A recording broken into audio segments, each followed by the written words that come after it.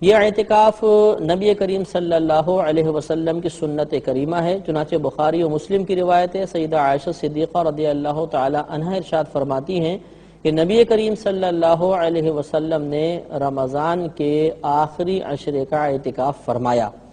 بلکہ بعض روایات میں پورے مہینے آپ کا معتکف ہونا بھی ثابت ہے۔ چنانچہ ابو داؤد شریف کی روایت ہے، نبی کریم صلی اللہ علیہ وسلم نے رمضان کے اول 10 دنوں کا اعتکاف کیا، پھر درمیانی 10 دنوں کا کیا،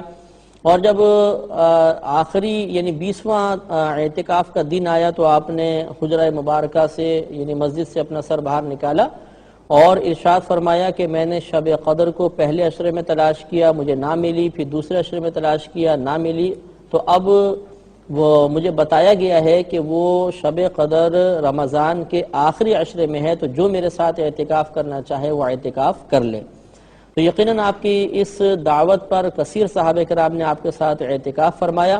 تو اس سے معلوم ہوا کہ نبی کریم صلی اللہ علیہ وسلم اپنی حیات طیبہ میں اعتکاف فرماتے رہے ہیں، اور اسی روایت سے اجتماعی اعتکاف کا ثبوت بھی حاصل ہوا کہ نبی کریم صلی اللہ علیہ وسلم کی دعوت پر صحابہ کرام نے آپ کے ساتھ اعتکاف کیا، تو یہ ایک اجتماعی اعتکاف کی صورت بن گئی تھی۔ لہذا اجتماعی اعتکاف جیسے بہت سے لوگ کرتے ہیں، یہ بالکل جائز ہے اور سنت سے ثابت ہے۔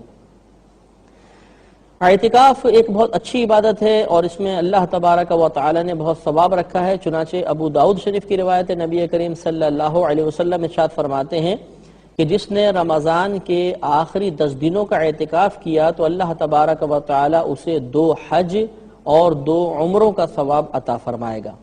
اس لیے بہت ہی افضل عبادت ہوئی کہ 2 حج اور 2 عمرے، اور خود صحیح ستہ کی ایک روایت سے ثابت ہے، کوئی ایسا بھی نہیں کہ موضوع حدیث ہو، لہٰذا ہمیں اس سے فائدہ اٹھانا چاہیے اور کم از کم زندگی میں ایک بار تو اعتکاف ضرور کرنا چاہیے۔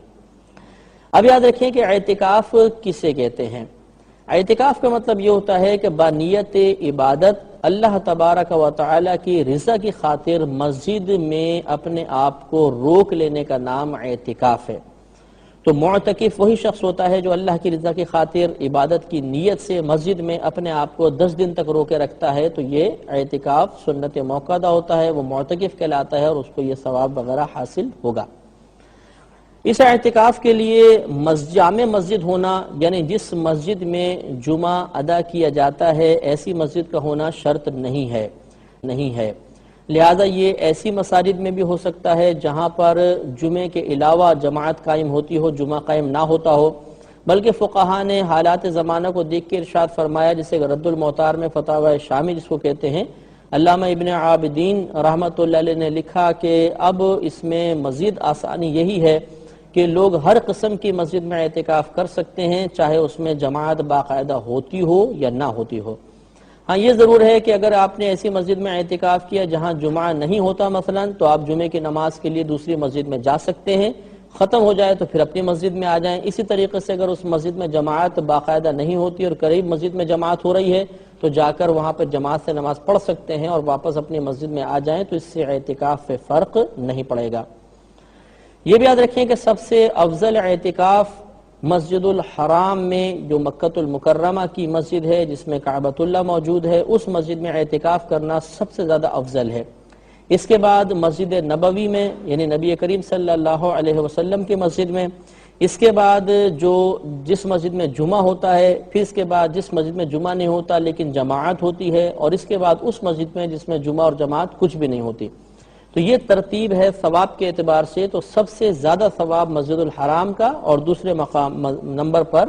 مسجد نبوی کا ثواب ہے۔ جیسے کہ پہلے میں نے آپ کو عرض کیا کہ سنت موقدہ علی الکفایہ اعتکاف کے لیے روزہ رکھنا شرط ہے، بغیر روزے کے یہ اعتکاف نہیں ہو سکتا۔ لہذا روزہ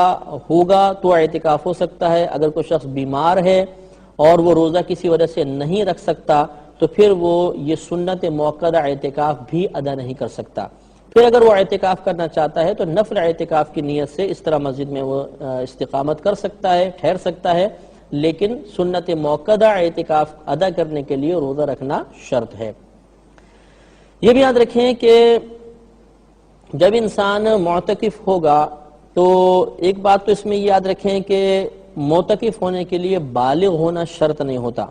نابالغ بھی اعتکاف کر سکتا ہے، لیکن وہ سمجھدار ہونا چاہیے، جو مسجد کے آداب سمجھتا ہو اور مسجد میں نہ دوسروں کے لیے تکلیف کا باعث بنے، مثلا وہ باعث فتنہ نہیں ہوتا، دوسروں کو تنگ نہیں کرے گا، مسجد کے آداب سے واقف ہے اور اعتکاف کا مقصود بھی پورا کرے گا، تو پھر اس کا اعتکاف کرنے میں شرعاً کوئی حرج نہیں ہے۔ لہذا خلاصہ کلام یہ کہ معتکف کے لیے بالغ ہونا ضروری نہیں ہوتا، ہاں سمجھدار ہونا ضروری ہے۔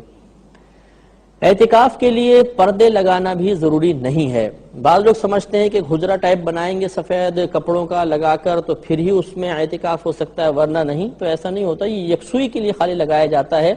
اور نبی کریم صلی اللہ علیہ وسلم کے زمانے اقدس میں ایسے پردوں کا کوئی رواج نہیں تھا۔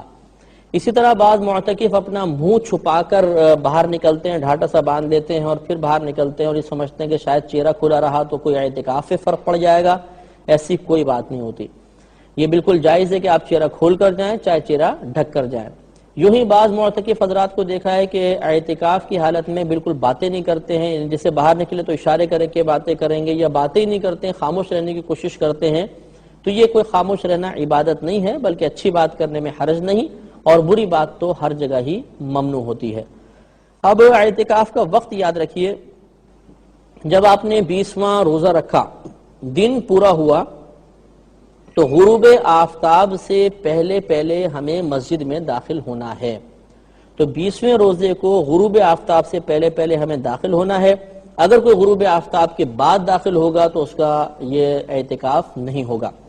20ویں روزے کو غروب آفتاب سے پہلے داخل ہوں گے، اور پھر اگر 29 روزے ہیں تو 29ویں کے غروب آفتاب کے بعد ہم فارغ ہوں گے،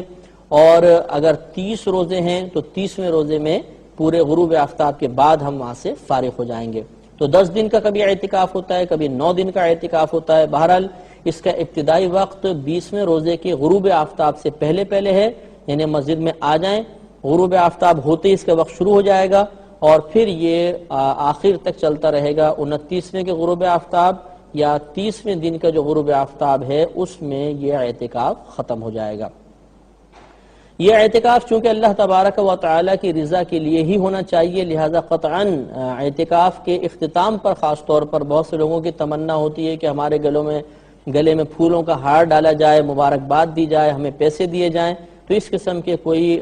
فاسد خیالات نہیں ہونے چاہیے۔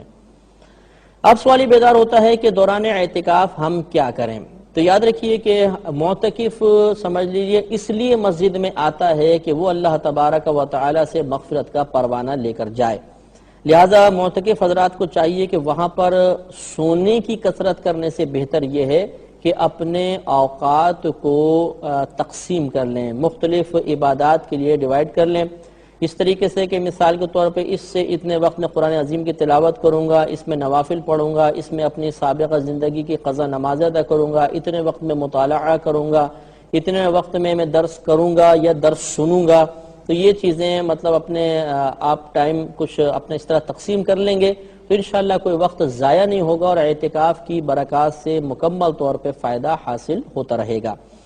تو معتکف مسجد میں ہر کام وہ کر سکتا ہے جو جائز کام ہوتا ہے، لہذا قرآن پاک کی تلاوت کرنا، ذکر الہی کرنا، درس سننا، نعت پڑھنا، نعت سنانا۔ بعض لوگ یہ سوال کرتے ہیں کہ کیا مائک استعمال کر سکتے ہیں کہ نہیں؟ تو معتکف کی آواز اگر مسجد سے باہر نکلے تو کوئی اعتکاف سے فرق نہیں پڑتا، تو لہذا اگر وہ مائک استعمال کرنا چاہیں تو مائک بھی استعمال کر سکتے ہیں، بشرطے کہ کسی کے لیے باعث تکلیف نہ ہو، لیکن اس سے اعتکاف پہ کوئی فرق نہیں پڑے گا۔ تو اس طریقے سے اپنے اوقات اور خاص طور پر شب قدر جب آئیں، ان تاک راتوں میں تو خصوصاً پوری رات عبادت کرنی چاہیے، معتکف کو سونا ہرگز نہیں چاہیے۔ بہرحال سونا منع بھی نہیں ہے، لیکن اچھا ہے اپنا جا کر وقت گزاریں اور زیادہ سے زیادہ اللہ تبارک و تعالی کی رضا حاصل کرنے کی کوشش کریں۔ اب یاد رکھیں کہ معتکف کے لیے مسجد سے بلا عذر باہر نکلنا ممنوع ہوتا ہے، یا ہم یہ کہہ سکتے ہیں کہ بعض چیزیں ایسی ہیں جن سے اعتکاف ٹوٹ جاتا ہے۔ ان میں ایک چیز یہ ہے کہ اگر انسان بغیر کسی حاجت کے مسجد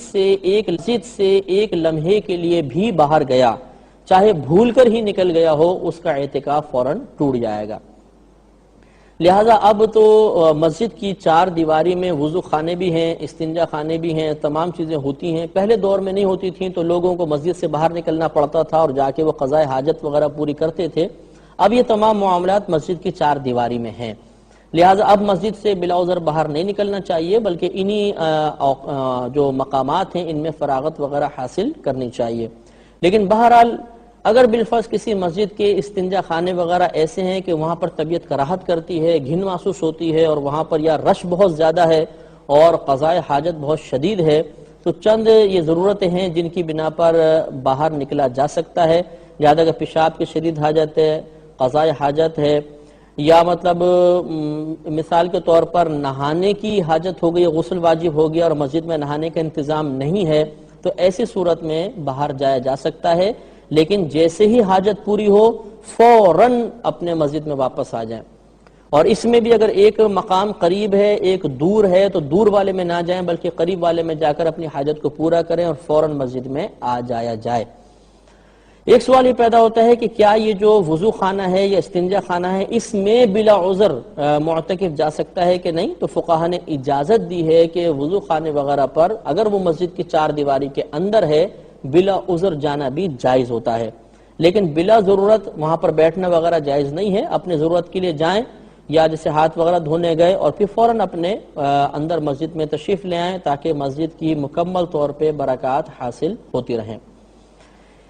ایک مسئلہ یہ بھی پوچھا جاتا ہے کہ بسا اوقات مسجد میں احتلام ہو جاتا ہے تو کیا اس سے اعتکاف ٹوٹ جاتا ہے؟ تو یاد رکھیں کہ جس سے روزہ ٹوٹے گا اس سے اعتکاف بھی ٹوٹ جائے گا، جس چیز سے روزہ نہیں ٹوٹتا اعتکاف بھی نہیں ٹوٹے گا۔ چونکہ روزہ اعتکاف کے لیے شرط تھا، لہذا جس چیز سے روزہ ٹوٹے گا جب روزہ گیا تو اعتکاف بھی ٹوٹ جائے گا۔ چونکہ احتلام سے روزہ نہیں ٹوٹتا اسی وجہ سے پھر اس سے مطلب اعتکاف پہ بھی کوئی فرق نہیں پڑے گا، لیکن اتنا مسئلہ ضرور ہے کہ اگر معتکف کی آنکھ کھلی اور اس نے محسوس کیا کہ مجھے احتلام ہو گیا ہے تو وہ ایک لمحہ بھی اب مسجد میں نہیں ٹھہر سکتا، بلکہ حکم یہ ہوگا کہ فوراً تیمم کرے، چاہے وہ قریبی جو مطلب فرش ہے سنگ مرمر کا اس سے کر لے، یا دیوار اگر چونے کی ہے تو چونے کی دیوار سے وہ فوراً تیمم کرے اور پھر وہ مسجد سے باہر نکل جائے، اور باہر نکل کے پھر کسی سے کپڑے وغیرہ منگائے، غسل وغیرہ کرنے کے بعد مسجد میں آئے۔ لہذا اگر کوئی شخص کو کسی کو احتلام ہوا اور وہ ویسے ہی لیٹا رہا تب بھی گناہگار ہوگا، اور بغیر تیمم کیے مسجد سے باہر نکلا تب بھی گناہگار ہوگا، لہذا فوراً اٹھنا ہے اور فوراً تیمم کر کے پھر باہر نکلنا ہے۔ یہ بھی یاد رکھیں کہ دوران اعتکاف دنیاوی باتیں نہیں کرنی چاہیے، حتی الامکان دینی باتیں ہی کریں، دنیاوی باتیں کرنا بلا عذر مکروہ ہوتا ہے۔ اعتکاف کے دوران حتی الامکان اپنا وقت ضائع نہیں کرنا چاہیے، خوب عبادات کرنی چاہیے، اور اپنے گھر والوں کے لیے، اپنے دوستوں کے لیے، رشتہ داروں کے لیے کثرت کے ساتھ دعائیں کرنی چاہیے، کیونکہ معتکف کی دعا بہت مقبول ہوتی ہے اور اللہ تبارک و تعالی اس کی دعا کی برکت سے دوسروں کی بھی بخشش کا سامان کرتا ہے۔ آخری مسئلہ یاد رکھیں کہ اگر خدا نخواستہ کسی وجہ سے اعتکاف درمیان میں ٹوٹ گیا تو اب اس کی قضا کرنی ہوگی، اور قضا کا طریقہ یہ ہوتا ہے کہ رمضان گزر جانے کے بعد کسی بھی دن آپ ایسا کریں کہ مثلا غروب آفتاب سے پہلے مسجد میں داخل ہو جائیں، رات یہاں گزاریں، اس میں سحری کریں، اگلے دن کے روزے کی نیت کریں اور پھر اگلا پورا دن مسجد میں گزار لیں، تو یہ اعتکاف کی قضا ادا ہو جائے گی۔